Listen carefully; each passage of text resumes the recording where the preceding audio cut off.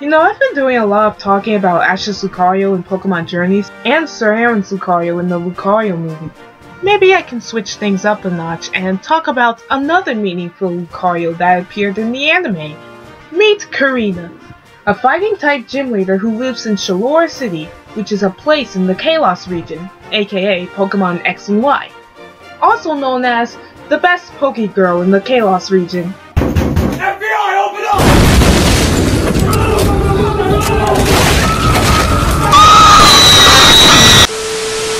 Oh boy, sorry guys about the interruption. Let's hope that doesn't happen again. Anyways, that's Karina. She has a Lucario who can Mega Evolve. Now, let me explain something. I love Mega Lucario, mostly because of my Lucario biasness, but I do have to point out one flaw of its Mega Evolution. Mega Lucario is not the strongest Mega Evolution ever to exist. There are many strong Mega Evolved Pokemon that exist. It's just that Mega Lucario is strong in a terrifyingly way. I'll admit, I'm a casual player, so I don't know much about competitive Pokemon, but I do know that one of the competitive Pokemon battling websites banned Mega Lucario for being too powerful. The Smokin website goes into a lot more detail about why it's too powerful. A Poke YouTuber named JPR PokeTrainer98 also explains why Mega Lucario is scary. Links to both sources in the description below. Also, can we talk about this Pokédex entry from Pokemon Moon? Its fighting style can be summed up in a single word. Heartless. Good freaking lord. One more thing before we get to the topic of this video. I actually have a story about one experience with Mega Lucario. When I was a preteen, my first Pokemon games were Pokemon X and Y. When I was playing the Y version, I got to Yveltal. I was thinking, this Yveltal is a legendary. My Lucario won't stand a chance against a legendary Pokemon, so I Mega Evolved my Lucario. Just so it could be a fair battle and Lucario could do more damage on Yveltal so that it could be easier to catch it. I was more hoping that Lucario could get its health to the red, but yellow's fine too, because I could just spam Ultra Balls or something, you know? Now, at the time I Mega Evolved my Lucario, I haven't attacked Yveltal yet. Yveltal is still at full health. And I command it to use one power-up punch. He one-shots it. Yes! You hurt me! He one-shotted Yveltal with one power-up punch! Keep in mind, this is one power-up punch. He didn't get that extra attack boost from it until Yveltal was flippin' dead! And in case any of you are thinking, well, of course that's gonna happen. It has a dark typing. Power-up punch is a fighting type move. Fighting types are strong against dark types. I want y'all to look at Yveltal's weaknesses. Do you see fighting type in there? Because I don't. Yveltal is not weak to fighting types, yet still got one-shotted by a Mega Lucario's power-up punch, which is a fighting type move. Where's Arceus when you need him? Okay, I think you guys got the point of Mega Lucario being a huge threat to society. The reason why I talked a whole lot about this is because I believe what I just explained is the inspiration behind 5 specific episodes in the Pokemon XY series. So without further ado, let's look back on the Mega Lucario arc. One thing I have to note is that I'm gonna try not to spoil as much so that you guys who have not seen these episodes can watch them for yourselves and have your own experience with these episodes, if that makes sense. So there are 5 episodes in this arc. However, the first 2 episodes do not show Mega Lucario. Instead, the storyline is Karina and her Lucario are trying to find the Lucario Knight.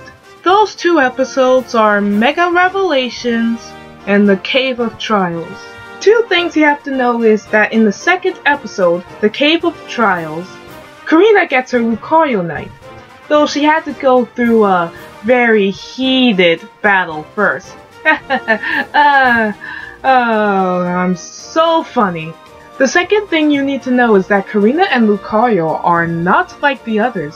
In the first 2 episodes, we can see that Karina and Lucario have a special type of battling. One moment, they'll battle normally. Karina commands her Lucario a move, Lucario does the move, you know, normal stuff. But then, sometimes, Karina will just stand there, not saying anything. And then, her Lucario does a move, any move, with no command. And Karina encourages this behavior. Remember this.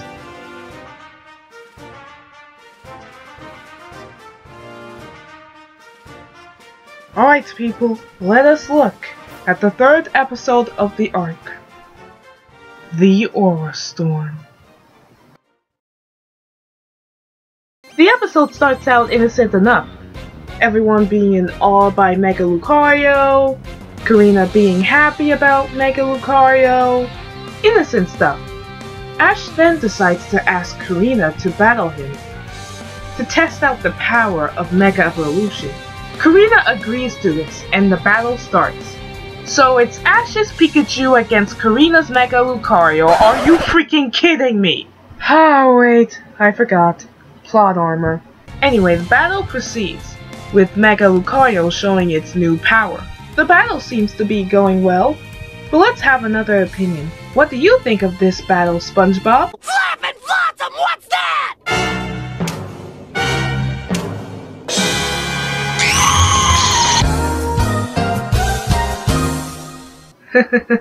Y'all notice anything strange? Unsettling, maybe? I bet you're thinking, a Pokemon should look like they're ready to fight and win, not look like they're about to murder the opponent and their whole family.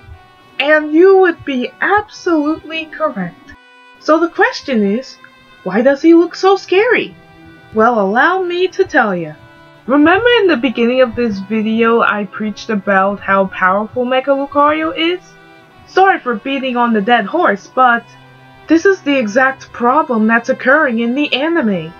Mega Lucario's too powerful.